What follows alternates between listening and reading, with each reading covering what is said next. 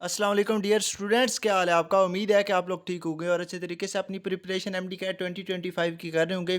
अच्छा, ये जो वीडियो है ये बहुत ज़्यादा आप लोगों के लिए इंपॉर्टेंट है क्योंकि काफ़ी जो मुझे मैसेजेस रिसीव हुए हैं, जिन स्टूडेंट ने मुझसे कांटेक्ट किया है उन्होंने एक ही क्यूरी बताई है कि अगर एमडी कैट डिले नहीं होता, जो कि नहीं हो रहा एमडी कैट, उनकी मीटिंग हुई थी जो पीएमडीसी की, तो उसका जो अभी तक डिस्क्लोज़ नहीं हुई, इसका मतलब है कि एमडी कैट डिलेड होने के चांसेस जो हैं वो नहीं है। अगर एमडी कैट डिलेड होने के चांसेस होते तो कोई उनका नोटिफिकेशन आ जाता, क्योंकि उनका कोई नोटिफिकेशन नहीं आया तो ऐसी कोई बात एमडी कैट डिलेड के बारे में जो है वो फाइनलाइज नहीं हुई। तो एमडी कैट अगर डिले नहीं होता तो आपके पास जो 20 डेज हैं इसमें आपका जो सारा सिलेबस है, जिसमें आपकी फिजिक्स है, केमिस्ट्री है, बायो है, आपकी इंग्लिश है, लॉजिकल रीजनिंग है, तो आपने वो सारा सिलेबस किस तरह कवर करना है और जो की एरियाज़ हैं, जो यूएचएस के फेवरेट पोर्शंस हैं, जो सजाद शहीद जुल्फ़िकार अली भुट्टो मेडिकल यूनिवर्सिटी है, उनके जो फेवरेट पोर्शंस हैं जहाँ से एमसीक्यूज आने के बहुत ज़्यादा चांसेस होते हैं, वो हम इस वीडियो में डिस्कस करेंगे। और आपने किस तरीके के साथ आपने सारा जो सिलेबस है उसको अपनी फिंगर टिप्स पे लाना है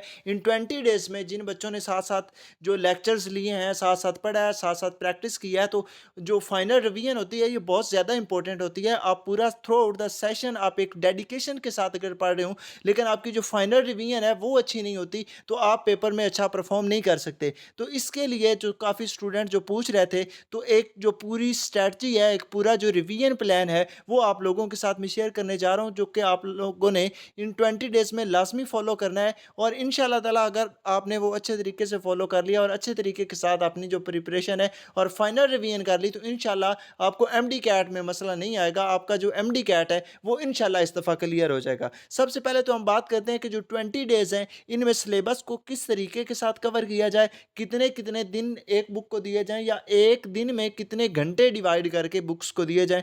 तो मैं वो सबसे पहले तो ये आपके सामने रखता हूँ कि सबसे पहले आपने वेटेज देखनी है कि एमसीक्यूज की वेटेज। जैसे जो बायो है उसका जो मेजर पोर्शन है आपका एमडी कैट का 81 एमसीक्यूज अगर बायो में से आ रहे हैं, तो bio is the major portion of your MDCAT. तो आपने बायो को बहुत ज़्यादा टाइम देना है। बायो की प्रिपरेशन अगर आपकी फिंगर टिप्स पे हुई, अच्छा बायो के लिए सबसे पहले तो मैं आपको बुक्स रिकमेंड कर दूं कि बुक्स जो है आपने जो फाइनल रिवीजन करनी है वो किस तरीके के साथ करनी है। सबसे पहले तो हम डिस्कस करते हैं, सबसे पहले तो हम बात करते हैं कि जो बायो है, जो अपने प्रोविंस की बुक है और उसके साथ आपने फेडरल, मैंने हर वीडियो में आपको कहा है कि फेडरल आपने लाजमी करनी है। फेडरल आपकी फिंगर टिप्स पे होनी चाहिए, क्योंकि फेडरल में से पीटीबी और जो जितने प्रोविंस की बुक्स हैं उनसे ज़्यादा फेडरल में से एमसीक्यूज आ रहे होते हैं। तो आपने जो फेडरल है ये अपनी फिंगर टिप्स पे करनी है। फेडरल में से कोई एमसीक्यूज आए तो आपका वो गलत नहीं होना चाहिए, और फेडरल जो है वो ज़्यादा कॉन्सेप्चुअल है as compare to your provinces books.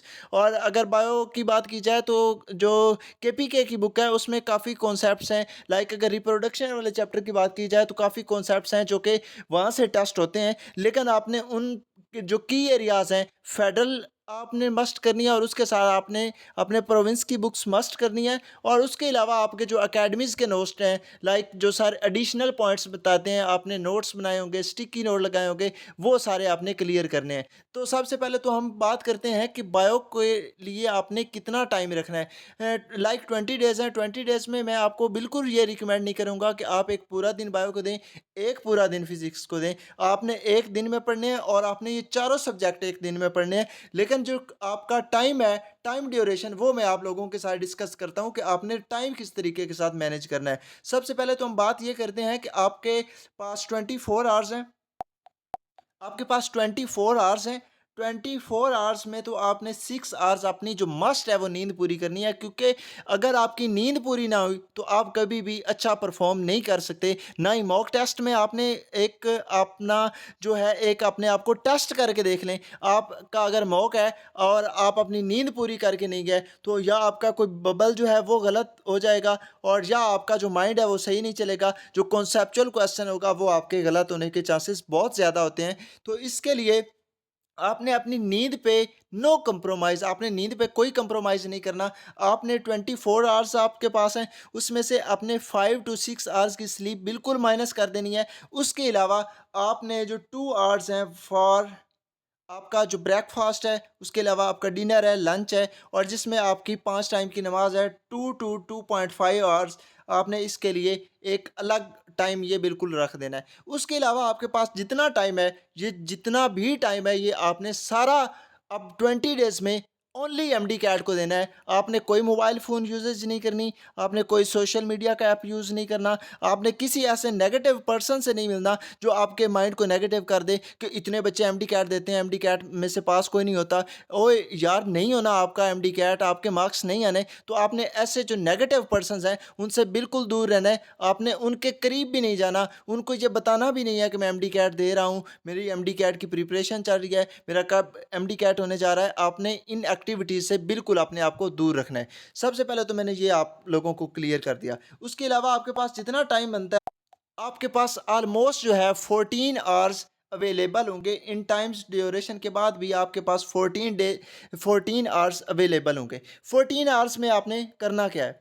14 hours में आपने जो मैक्सिमम टाइम है 5 आवर्स, 5 आवर्स जो हैं वो 5 टू 6 आवर्स आपने ओनली बायो को देने हैं। दिन में आपने बायो खोलनी है, बायो की बुक खोलनी है, आपने एक चैप्टर करना है, आपने पीटीबी से करना है और जो आपके प्रोविंस की बुक है, लाइक अगर बात की जाए तो आपने प्रोविंस की बुक पढ़नी है वो चैप्टर और फिर आपने वो वाला चैप्टर फेडरल से पढ़ना है और उसके जो की पॉइंट्स हैं आपने पहले हाईलाइट किए होंगे, नोट्स बनाए होंगे जितने, वो सारे के सारे आपने पढ़ने हैं। और इस तरह जो 6 आवर्स हैं, 6 आवर्स में अगर आपने सही तरीके के साथ थ्रू आउट द सेशन अपना एमडी कैट, आपने अच्छी एकेडमी रखी, उसके साथ आपने लेक्चर्स अटेंड किए, आपने नोट्स बनाए, आपने बुक्स पढ़ी और जो रिपीटर्स की अगर मैं बात करूँ तो रिपीटर्स को तो पहले ही उनको उन्होंने इतना ज़्यादा पढ़ा होता है और फिर एकेडमीज़ में वो इतना ज़्यादा सिलेबस वो रिवाइज़ भी कर लेते हैं। तो आप जो ये 6 आवर्स हैं, आप मिनिमम भी अगर मैं कहूँ तो आप 2 जो चैप्टर्स हैं, उनको रिवाइज़ कर सकते हैं अच्छे तरीके के साथ। आपने जो 3 आवर्स लगा के आप फेडरल से, पीटीबी से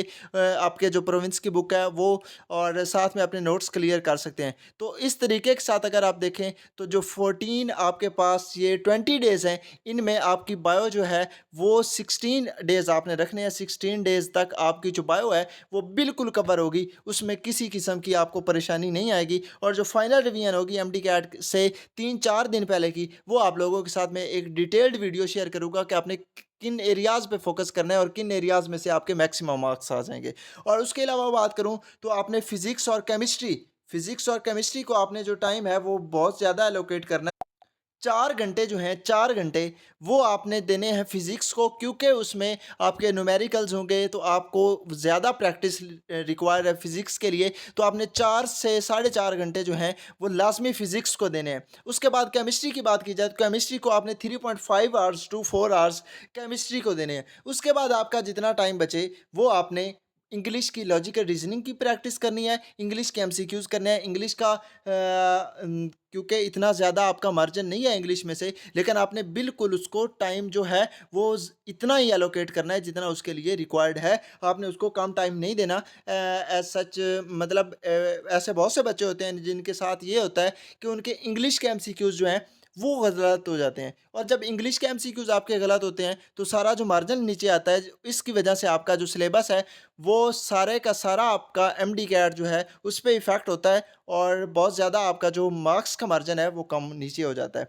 तो ये इस तरीके के साथ आपने रिवीजन करनी है और आपने जो फ़िज़िक्स है, फ़िज़िक्स के अपने नोट्स देखें और साथ में जो न्यूमेरिकल्स हैं उसकी प्रैक्टिस करें और जो मैं अब डिस्कस करता हूँ आपके साथ जो की एरियाज़ हैं वो कौन-कौन से हैं जहाँ से न्यूमेरिकल्स जहाँ से सॉरी एमसीक्यूज़ लाज़मी टेस्ट होते हैं, तो वो मैं आप लोगों के साथ शेयर करता हूँ। अच्छा, इसमें अगर मैं आप लोगों के साथ एक बात शेयर करूँ तो वो आपने कोई भी चैप्टर जो है वो छोड़ना नहीं है।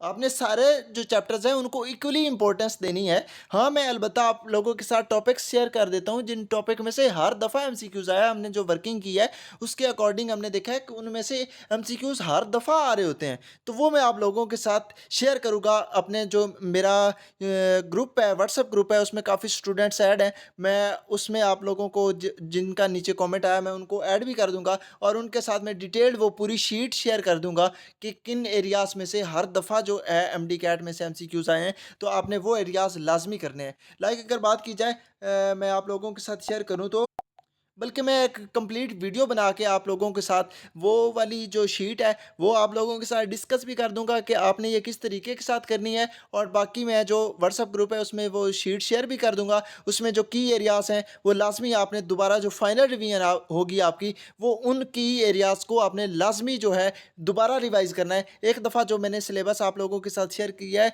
ये आप अच्छे लोगों के साथ अच्छे तरीके के साथ ये तैयार करें।